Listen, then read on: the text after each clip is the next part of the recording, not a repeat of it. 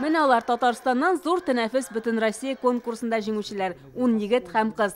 Камиля Юнысова Ярчалыдан 9-нчы сыйныфта укый. Иң мөһиме турында сөйлә номинациясендә ул жюрины Татарстан белән таныштыра. Монда син яңа кешеләр белән аерылышасың һәм инде яңа опытны аласың үзеңә. Ярдәм кулын суздык. Гаиләдә мәхәббәт булырга тиеш. Һәр вакыт бер-беребезне терәк булырга тырышабыз.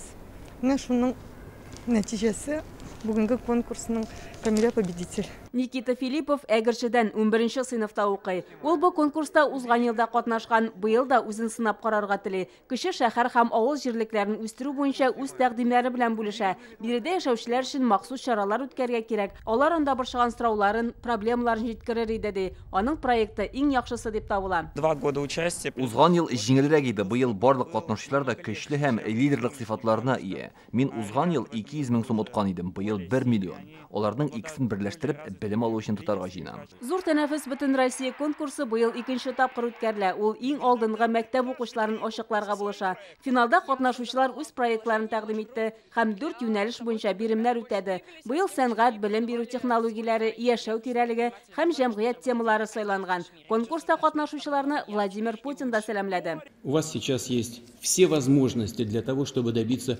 успехов в профессии, которую вы выберете.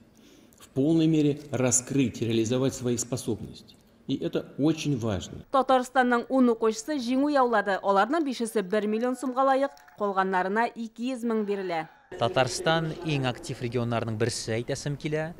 80 меңнән артык гариза кабул ителде безнең республикабыздан.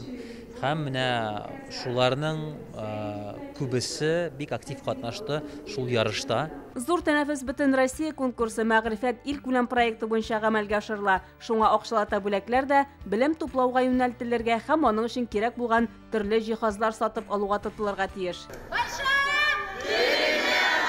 Шулпан Касыймова, Сиринә Сәхапова, Илшат Мөхәммәтов, Яңа Гасыр каналы.